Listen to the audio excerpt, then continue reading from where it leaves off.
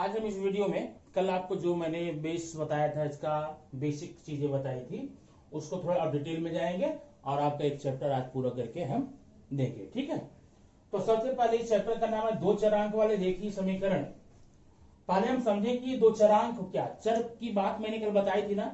ऐसे अंक जिनका मान हमेशा बदलता रहता है, फिक्स नहीं रहता है, वो कौन से अंक होते हैं? वैजिक अंक होते हैं। ठीक है ना, जैसे x y a b c ये सब चरांक हैं।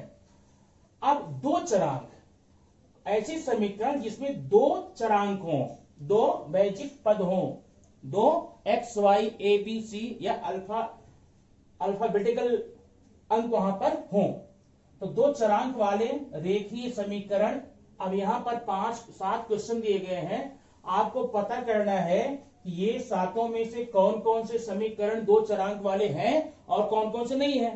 तो उसको पहचानने के लिए हमें कुछ थोड़ा सा हम आपको बताएंगे, और वो पहचान आप देख लेने के बाद, सुन लेने के बाद में आसानी से इसको बता सकते हैं कि ये है कि नहीं है। क्यों? क्योंकि पहचान इसलिए बतानी है, यहां रीजन भी दिखना है आपको है कि ये रेखीय दो चरांक वाले रेखीय समीकरण है कि नहीं है। ठीक ना, तो कैसे पहचानेंगे? पहली बात देखिए, दो चरांक है क्या। पहला समीकरण देखिए, दो चरांक है क्या। यहां पर एक m है और एक n है। ठीक है, दो चरांक मिल गए। अब यह दो चरांक वाले समीकरण तो हो गए, क्या रेखीय समीकरण है क्या? इसके लिए अगर इनके पदों, ये पद देख रहे हैं ना, ये और यहां भी, इनके पदों का घातांक, जो घात पर नंबर रहता है, वह एक है क्या। अगर एक से ज्यादा होगा तो आप बोलेंगे कि यह दो चरांक वाले रेखीय समीकरण नहीं है। अगर एक है तो हाँ ये है। ठीक है, दो चीज आप पहचानिए, दो चरांक होने चाहिए, अब पद उसका जो है, पद की जो घात है वह एक से ज्यादा नहीं होनी चाहिए। तो ठीक है, अब इसका आंसर आप बताइए। यहां कितने चरांक हैं? दो, यम और यन चरांक है। ठीक है, अब इनकी घात कितनी है? जहां पर घात कुछ नहीं होती वहां पर एक मानते हैं, इसकी घात एक है, इसकी घात एक है, इसकी घात एक है। तो अब बताइए, यह दो चरांक वाले रेखीय समीकरण है कि नहीं है? क्या है ना? हाँ है। हम लिखेंगे दो चरांक वाले समीकरण ये हैं। अब क्यों है? यहां पर आपको लिखना पड़ेगा, क्योंकि यहां पर दो चरांक है और मैक्सिमम घातांक, अधिकतम घातांक एक है। दो चरांक कौन कौन से हैं? यम तथा यन है, और उनकी घात कितना है? एक है। ध्यान देना, ये दो पहचान आप दिमाग में रखते हैं अगर, तो आप कैसे भी क्वेश्चन को बता सकते हैं ये कि ये दो चरांक वाले रेखीय समीकरण है कि नहीं है। ठीक है, अच्छा अब सेकंड देखेंगे, दो चरांक इसमें है क्या? हाँ है, x और y। ठीक है, अब क्या बोले, यह दो चरांक वाले ये रेखीय समीकरण है। चलो घात भी देखेंगे, यहां देखिए, इसकी घातांक, इसका घात दो है, इसलिए क्या बोलोगे? नहीं, ये जो है दो चरांक वाले रेखीय समीकरण नहीं है। ठीक है, थर्ड देखेंगे, और यहां पर लिखना पड़ेगा, क्या लिखेंगे? क्योंकि यहां पर x की घातांक एक से ज्यादा अर्थात दो है, इसलिए यह रेखीय समीकरण नहीं है। ओके, चलिए तीसरे पे आइए। दो चरांक हैं, दिख रहे हैं, घातांक कितनी है? 1। क्या बोलेंगे? ये तो है, ये क्या है? ये दो चरांक वाले रेखीय समीकरण ये है। ठीक ना, क्यों है? यहां पर रीजन लिखेंगे, क्योंकि दो चरांक x और y हैं और उनकी अधिकतम घातांक एक है। ठीक है, चलिए अब यहां पर हम देखेंगे चौथा आप देखिए ध्यान से, इसमें आपको दो चरांक दिख रहे हैं ना, दो चरांक दिख रहे हैं। एक x है और एक y है, बराबर, दो चरांक मिल गए। लेकिन प्रॉब्लम क्या है, यहां पर 0x है, माने 0 गुणे x, और 0 का गुणा किसी में भी कर देते हैं तो 0 हो जाता है, अर्थात ये x भी नहीं, यहाँ 0 है, यहाँ 0 है और यहाँ 6y है, ठीक ना। इसका मतलब यहाँ पर क्या है, ये नहीं होगा, घात तो हम देखेंगे ही नहीं यहाँ पर, क्यों नहीं देखेंगे, नहीं है, ठीक है। घात क्यों नहीं देखेंगे, क्योंकि चर एक है, यहां लिखे यहां पर एक ही चर है अर्थात y, इसलिए यहां पर यह नहीं है, ठीक। पांचवा देखेंगे, पांचवा ये तो ठीक ठाक दिख रहा है। अब इसके बारे में सोचिए, 0 गुणे y माने 0, मतलब y यहां पर दिख तो रहा है और रियलिटी क्या है कि y यहां पर है नहीं, तो कितने चर हुए, यहां पर एक ही चर हुए ना, दो चरांक तो हुए नहीं, जब दो चरांक नहीं हुए तो ये भी नहीं है, नहीं है ना, ठीक है।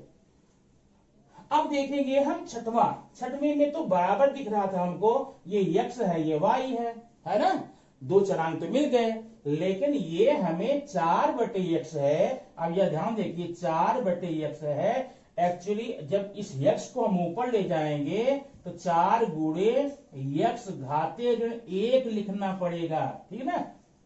जो b बटे है इसका घातांक जो होता है ऊपर ले जाने के बाद में चेंज हो जाता है ऋण 1, इसका घातांक कितना हो गया ऋण 1, इसका भी घातांक ऋण 1, इसका भी घातांक ऋण 1, हमें चाहिए कितना, हमें 1 चाहिए, ठीक ना। तो यहाँ पर दो चरांक तो दिख रहे हैं, लेकिन इसका घातांक जो है 1 नहीं है, इसलिए यह नहीं हो सकता, ठीक, ये नहीं है, ठीक।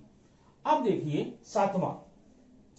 सातवें में आप यहां पे देखिए दो चरांक तो दिख रहे हैं x y, ठीक है, लेकिन इसकी घात 1 है, इसकी घात 1 है, अगर एक का गुणा होगा, घातांक का गुणा होने पर क्या हो जाता है, वो ऐड हो जाता है, वो जुड़ जाता है, कितना हो जाएगा, यहां पर 2 हो जाएगा, इसकी घातांक 2 है, और जब घातांक 2 है तो ये भी नहीं है। इस प्रकार से ये आपका क्वेश्चन जो था यहां देख कर सकते हैं। ध्यान रखिए कि जब भी समीकरण आप पहचानना हो तो वहां पर चरांक कितने होने चाहिए, 2, कितने, 2, और घात कितने होने चाहिए, 1, कितनी, 1 से न ज्यादा न कम, अगर 1 से ज्यादा है तो भी नहीं, कम है तो भी नहीं है, ठीक है, आप समझ गए होंगे। अब इसके बाद के क्वेश्चन में हम आपको लेकर चलते हैं, आप इसको या तो नोट कर लीजिए या फिर स्क्रीन शॉट ले लीजिए। हाँ, तो अब देखिए हम आ गए हैं चैप्टर 1.1। अब 1.1 में ये पहला क्वेश्चन आपका है, इसके बारे में हमने कल चर्चा भी की थी। अब जब आज देखेंगे इसको, पहला फिर हल करते हैं हम इसको। 5x + 3y = 9, equation number 1। 2x - 3y = 12, equation number 2, ठीक। अब इसको सॉल्व करने के लिए कल हमने बताया था समीकरण में हमें दो पद है ना, 1 2 दोनों है, हमें एक पद को खत्म करना होगा, ठीक ना, तब जाकर के आप इसके क्वेश्चन को हल कर सकते हैं। अब चाहे इसको खत्म करें, चाहे इसको खत्म करें। अब खत्म करने के लिए हमारे पास दो कंडीशन है, दो चीजें हैं, क्या क्या है, इनके जो गुणांक हैं, इनके जो फैक्टर हैं ये सेम होने चाहिए, और इनका जो साइन है वो अलग अलग होनी चाहिए, अपोजिट होनी चाहिए। अगर डिजिट सेम, साइन अपोजिट, तब तो अच्छी बात है, हमारे कुछ नहीं, हम बड़ा आसान हो जाएगा। अगर ऐसा नहीं है तो उस कंडीशन में इस क्वेश्चन को लाना पड़ता है, ठीक है। आपका तो है यहां पे क्या है, डिजिट सेम, साइन अपोजिट। आप यहां लिखना समीकरण 1 और 2 के दोनों पदों को जोड़ने पर, जोड़ लेते हैं, 5 2, ये कितना हुआ 7, 7x, ये हो गया कैंसिल हो गया, खत्म हो गया, 7x = 21, ठीक है। अब x की वैल्यू निकाल लेंगे, x = 21/7, x = 3, ये हो गया x की वैल्यू, x का मान हमने निकाल लिया। अब x का मान निकालने के बाद में हमें y का भी मान निकालना है, ठीक ना। y का मान निकालने के लिए इस x के मान को या तो इक्वेशन नंबर 1 में रखिए या तो 2 में, जो भी आपकी मर्जी। हम लिखते हैं x का मान समीकरण नंबर कितने में, 2 में रखते हैं, 2 में रखने पर, ठीक है। 2 पर लिख लें, 2x minus 3y equal to 12, ठीक है। अब यहां पर लिखेंगे 2 इंटू x की वैल्यू कितनी, 3 माइनस 3y इक्वल टू 12, ठीक है। 2 3 जा 6 माइनस 3y इक्वल टू 12, पक्षांतर करें, minus 3y equal to 12 upon 12 या माइनस 6, ठीक है। Minus 3y equal to 12 minus 6। अब माइनस 3y इक्वल टू 6, तो y equal to 6 upon minus 3, y equal to minus 2। ये हो गया y की वैल्यू, ठीक है। x की वैल्यू 3 है। अब यहां लिखेंगे answer x equal to 3 and y equal to minus 2, ठीक है। ये हो गया हमारा क्वेश्चन नंबर फर्स्ट, समझ गए होंगे। अब क्वेश्चन नंबर फर्स्ट समझने के बाद में आइए हम आपको एक एक क्वेश्चन नंबर जो 2 है, 2 में हमारे कुल मिलाकर के 7 या 8 क्वेश्चन है, उसको हम एक एक क्वेश्चन आपको यहां बताते चलते हैं, ठीक है।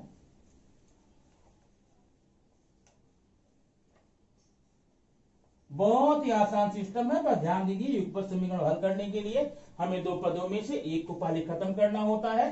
अब क्वेश्चन नंबर 2 का 1, यह है 3a plus 5b equal to 26, equation number 1, a plus 5b equal to 22, equation number 2। अब यहां पर आपने जानते हैं, इसको हल करने के लिए हमें दोनों पदों में से एक पद को खत्म करना होता है, यहां कैंसिल करना होता है। और कैंसिल करने के लिए जरूरी होता है कि उनकी वैल्यूज, फैक्टर्स, गुणांक सेम हो और साइन अपोजिट हो, ठीक है। यहां देखते हैं, यहां 3, यहां 1, नो, यहां कुछ नहीं हो सकता। यहां 5, यहां 5, अच्छी बात हो गया ना।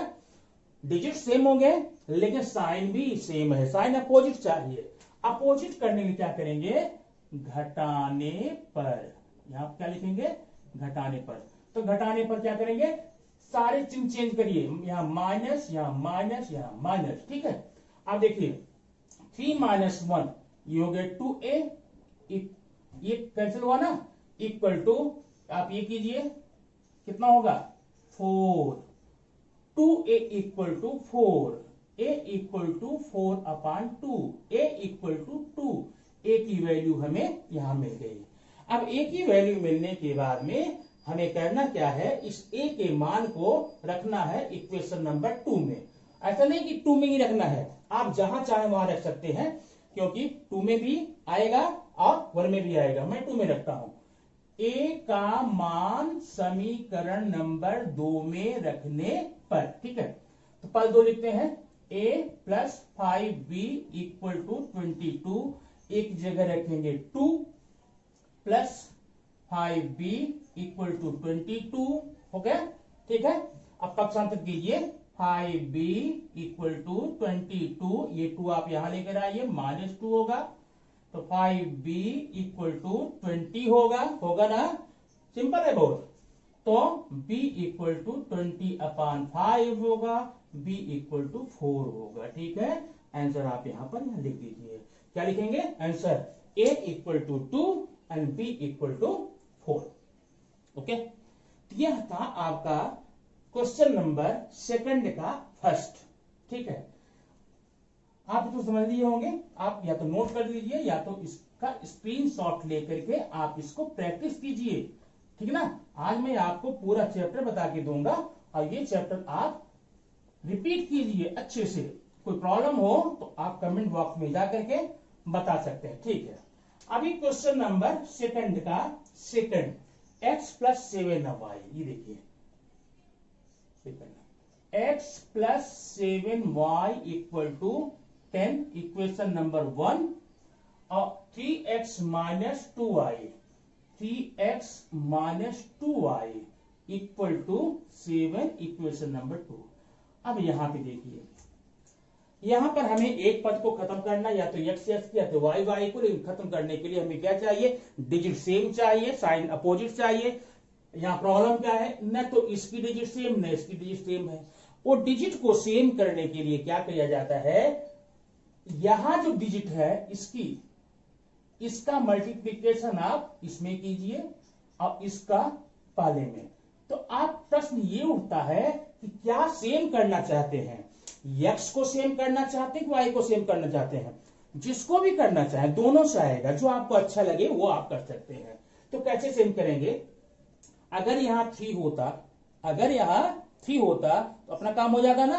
और ये 3 बनेगा कैसे, 3 को मल्टीप्लाई कर देंगे, 3 से गुणा कर देंगे। तो क्या करेंगे, यहां पर समीकरण नंबर 1 में 3 से गुणा करने पर, ठीक है, ये करिए गुणा 3 से। ऐसा हम क्यों कर रहे हैं, ये इक्वल करने के लिए। 3 का गुणा करेंगे 3x, जब 3 का गुणा यहां करेंगे सब में करना पड़ेगा, 3x plus 21y equal to 30। ये हो गया इक्वेशन नंबर 3 हो गया। ध्यान देना, जब आपने मल्टीप्लिकेशन करके कुछ भी चेंज किया ना, इक्वेशन का नंबर चेंज हो जाएगा। Equation number 3। अब सेकंड लिख लीजिए, 3x minus 2y equal to 7 ना, इक्वेशन नंबर ये क्या है, 2 है। अब देखिए ये तो सेम हो गया, ठीक है, लेकिन साइन यहां पर क्या है, वो भी सेम है। हमें क्या चाहिए, अपोजिट चाहिए। तो यहां पर क्या करते हैं, समीकरण 1 और 2 के संगत पक्षों को घटाने पर, तो घटाने पर क्या हो जाएगा, माइनस, यहां प्लस यहां माइनस। तो ये तो गया, इसका काम तो हो गया है ना। बचा क्या, ऊपर 21y नीचे 2y। अब दोनों प्लस है यहां पर, ध्यान देना। तो ये क्या कितना हो जाएगा, 23y ना इक्वल टू 30 माइनस 7 कितना होगा, 23। तो y equal to 23 upon 23, y equal to 1। y की वैल्यू हमें मिल गई, हो गया ना। अच्छा एक बात और आप बता दो, यहां पर अगर यहां पर आप y को बराबर करना चाहते तो क्या करते, जानते हैं, यहां 2 है ना, 2 का मल्टीप्लाई आप पूरे में करते हैं, ये 7 का मल्टीप्लाई नीचे पूरे में करते हैं। तो दोनों में हो जाता 14, तो y कैंसिल हो जाता, हमें x का माना जाता है। जो भी आप जैसे करना चाहें, जो आपको अच्छा लगे उसको आप कर सकते हैं, ठीक है। अब लिखेंगे y का मान समीकरण नंबर किस में रखते हैं, 1 में रखते हैं। 1 में रखने पर ये क्या है, x plus 7y equal to 10, ठीक है। अब यहां पर लिखेंगे x प्लस 7 इंटू 1, हो गया 7 इंटू 1 इक्वल टू 10। तो x प्लस 7 इक्वल टू 10, पक्षांतर कीजिए, x equal to 10 minus 7, x equal to 3 हो गया। ये देखिए x की वैल्यू आ गई 3। इस प्रकार से आप यहां पर ये समझ गए, समीकरण 2 समीकरण को हल करने के लिए हमें यहां पर एक को कैंसिल करने के लिए 2 कंडीशन होनी चाहिए। एक कंडीशन तो ये, दोनों की डिजिट सेम, गुणांक सेम होने चाहिए और साइन उसका अपोजिट होना चाहिए। अगर ऐसा नहीं है तो हम क्या करेंगे, यहां पर मल्टीप्लाई करके मैंने यहां पर बराबर कर दिया, बराबर करके आप लोग जानते हैं यहां पर क्या किया गया, ठीक है। अब इसके बाद जरा क्वेश्चन आगे देखिए, ये सेकंड आपका हो गया। थर्ड देखिए, अब ये मैं हल नहीं करूंगा और आप पक्का, मुझे विश्वास है इसको आप सॉल्व कर सकते, बहुत आसान कर सकते हैं। जब देखिए इसको 2x plus minus 3y equal to 9 ना। अब इक्वेशन नंबर ये 1 हो गया, इक्वेशन नंबर 2 में 2x प्लस y इक्वल 13।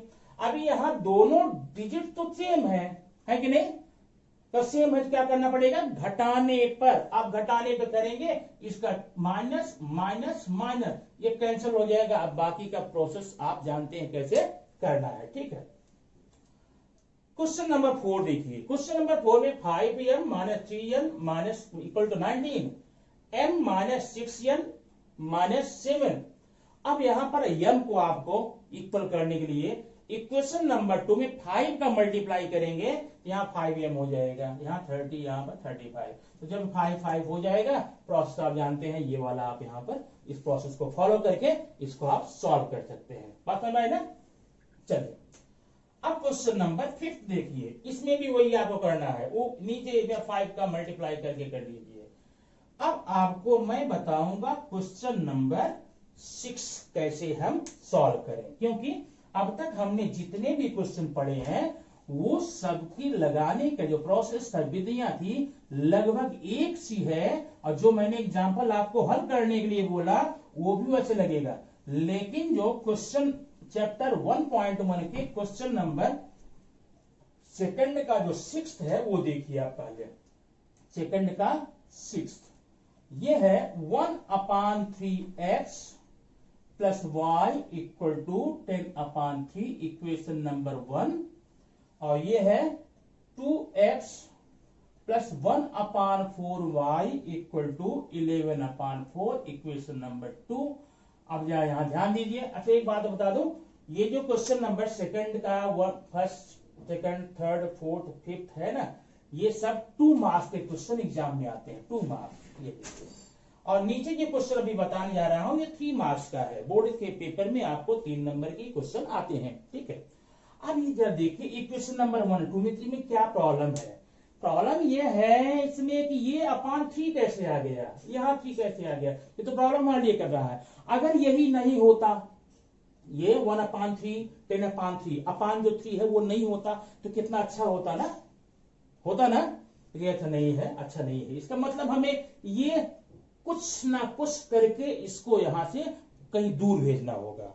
जब ये दूर चला जाएगा तो हमारे क्वेश्चन बड़े अच्छे हो जाएंगे और उसको हल कर सकते हैं। दूर कैसे भेजेंगे, कभी भी नीचे जो डिजिट है, नीचे जो अंक है उसको हटाना हो, अगर उसको हटाना हो तो उसी से मल्टीप्लाई कर दो।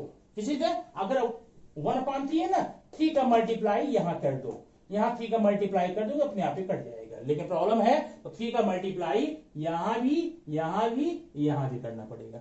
अब लिखेंगे समीकरण 1 में 3 से तथा 2 में, 2 कितना है, 4 बटे है ना, 4 से गुणा करने पर, गुणा करने। अच्छा हम क्यों कर रहे हैं गुणा, गुणा क्यों कर रहे हैं पता है ना, क्योंकि ये हमें ऐसा इस रूप में चाहिए, जैसे जिस फॉर्म में ये था उसमें चाहिए, हम भाग कर लेते। ये अपॉन 3 आकर के थोड़ा हमारे लिए प्रॉब्लम क्रिएट कर रहा था, जो और जो तुम्हारी जिंदगी में, तुम्हारे रास्ते में कभी प्रॉब्लम क्रिएट करे उसको हटा दो वहां से, ठीक है ना, लड़ो मत, उसको वहां से हटा दो। हटा दोगे तो तुम्हारा काम आसान हो जाएगा। चल ठीक है, गुणा करते हैं 1 में, 3 इंटू 1/3x, ठीक है, प्लस 3 इंटू वाई, ठीक है, इक्वल टू 3 इंटू 10/3। अच्छा अब ये इक्वेशन नंबर आपका हो गया 3, ध्यान देना कितना हो गया 3। जरा ये देखिए यहां पर 4 करेंगे ना, 4 इंटू 2x, 4 का मल्टीप्लाई आपने यहां किया, 4 का यहां कीजिए, प्लस 4 इंटू 1/4y कर लिया, equal to 4 into 11/4, equation number 4 हो गया आपका, ठीक है। अब जरा कीजिए, ये तो हो गया खत्म, ये हो जाएगा x, समझ रहे ना, यहां पर x हो गया, अब ये हो गया प्लस 3y हो गया, हुआ ना ये, और इक्वल टू ये 3 यहां से कैंसिल हो गया, 10 हो गया। अब इक्वेशन नंबर तीसरा देखो कितना बढ़िया से बन गया है ना, इसमें बटोटे नहीं है, टेंशन नहीं है। चलो इसको देखो, ये हो गया 4 2 जा 8x हुआ ना, अब ये तो 2 तो हो गया खत्म, कैंसिल हो गया, प्लस हो गया y इक्वल टू ये 4 यहां से कैंसिल हो गया 11, इक्वेशन नंबर 4। अब बताइए इस रूप में आ गया ना, जैसा आपने अब तक ये सारे क्वेश्चन हल किए थे उस फॉर्म में आ गया। जब उस फॉर्मेट में आ गया तो बाकी तो मुझे लगता है कि मुझे आपका टाइम वेस्ट नहीं करना चाहिए इस वीडियो को देखने के लिए, बनाने के लिए, ताकि ज्यादा टाइम हो जाएगा। आप इसको लगा सकते हैं, कैसे लगा सकते हैं, सिंपल है।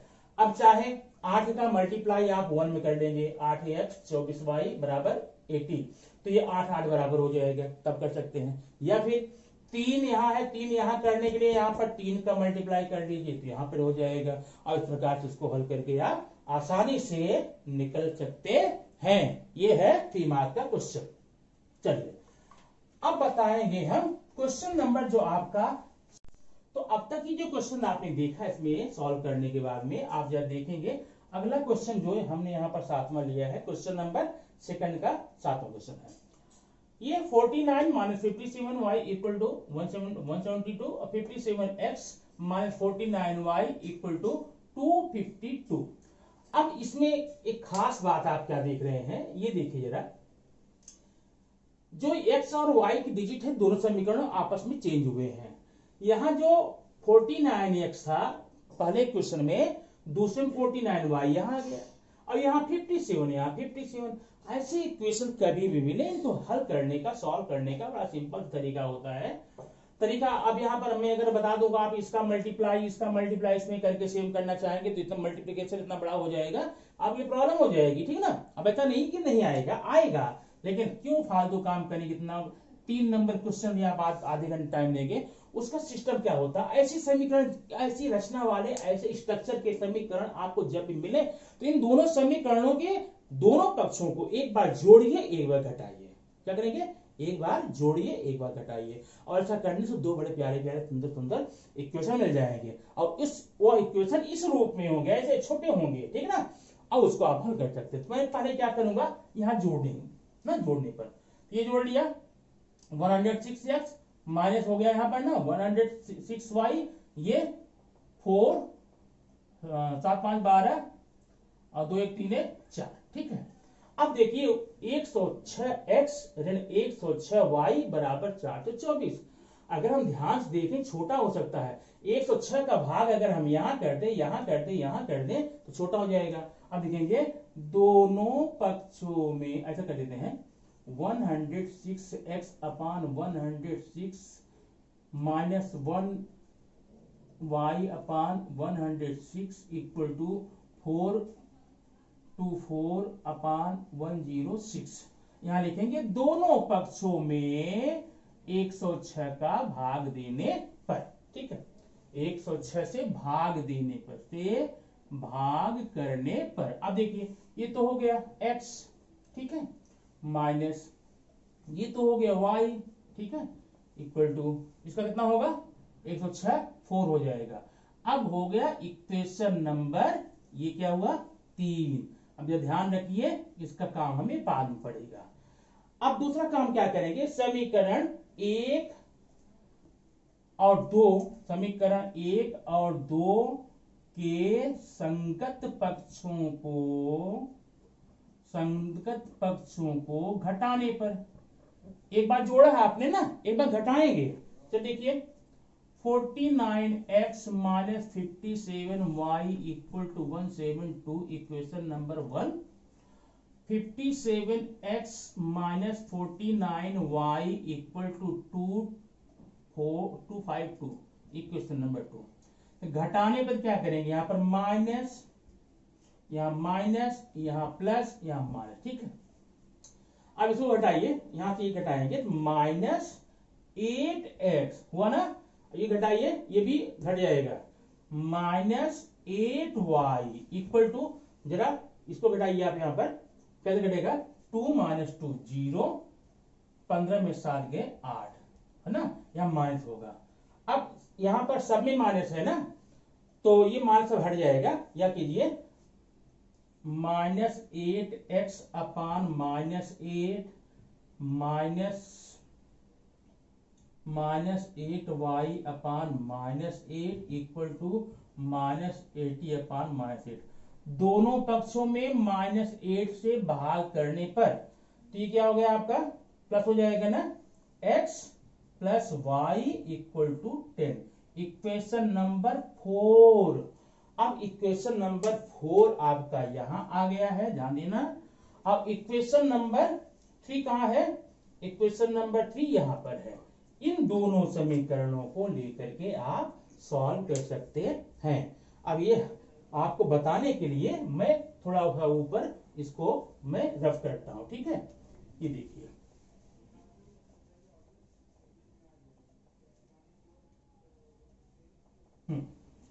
अब ये equation number x minus y equal to 4, equation number 3 x plus y equal to 10, equation number 4। अब यहाँ देखिए कितनी अच्छी बात है। अच्छी बात यह है यहाँ y y इक्वल है, साइन भी अपोजिट है। यहाँ क्या लिखेंगे, जोड़ने पर, by adding both side of the equation, ठीक ना। ये तो कैंसिल हो गया, ये हो गया 2x इक्वल टू, ये कितना होगा 14, x equal to 14 upon 2, x equal to 7 हो गया। x की वैल्यू 7 आने के बाद आप इस x का मान जो है किसी भी समीकरण में आप रख सकते हैं। ये देखिए मैं आप बता रहा हूं,